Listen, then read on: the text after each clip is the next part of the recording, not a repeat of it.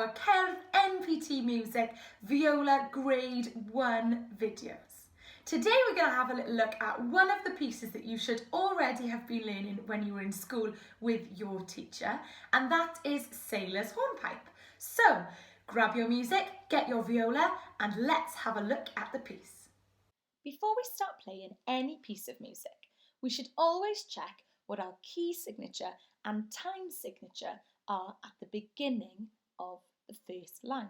So if we have a look at the start of Sailors Hornpipe, we can see that there are the numbers 2 and 4 at the beginning. That tells us that this piece of music has 2 crotchet beats in every bar. Now our key signature is all to do with the sharp signs at the beginning of every line.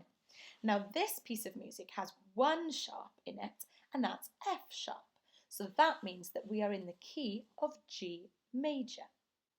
The next thing we're going to do is just have a quick scan through the music to check that we understand all of the different signs and symbols that are in the piece. Now in Sailors Hornpipe, we have an interesting symbol at the end of the second line. You should be able to see that there are 2 dots. Now we know that that's a repeat mark, and that means that we need to go back to the beginning of the first line and start the piece again. At the start of the third line, we've also got a down bow mark. So we need to make sure that when we start that third line, our bow is at the heel on our viola and we are ready to pull with a downward arm movement for our down bow. The last thing that we're going to have a look at before we play through Sailors Hornpipe are the dynamic markings in the piece. Now in music, the dynamics tell us how loud or how quiet we should be playing.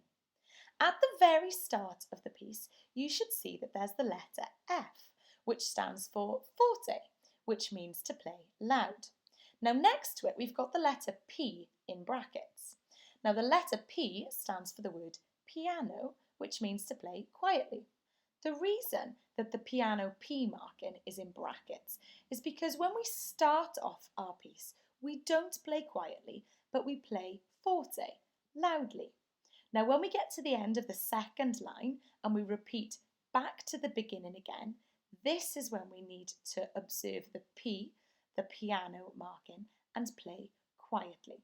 So the first time we play the first 2 lines, it's loud, and the second time on the repeat, we play quietly.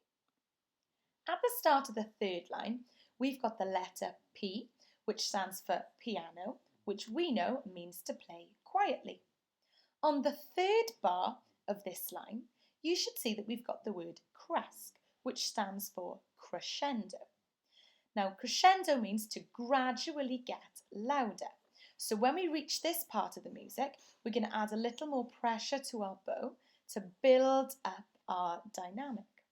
Now, at the very end of the piece, you should see there's a little hairpin sign that gets narrower at the end.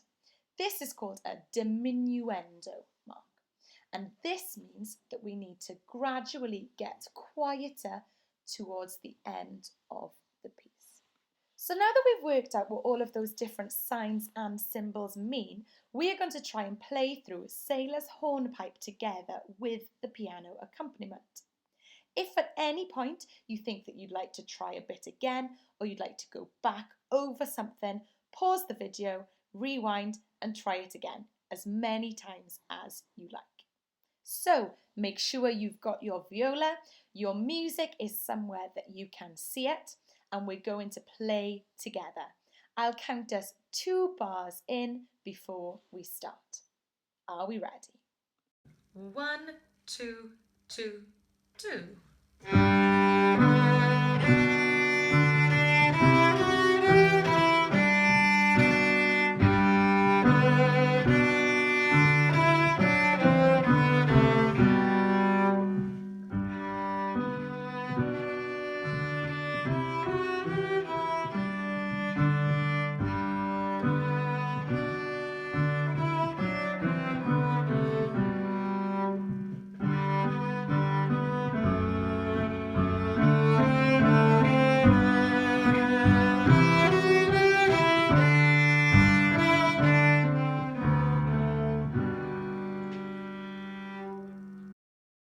I hope that you found that video helpful and that you'll find it beneficial when you're practicing at home this week.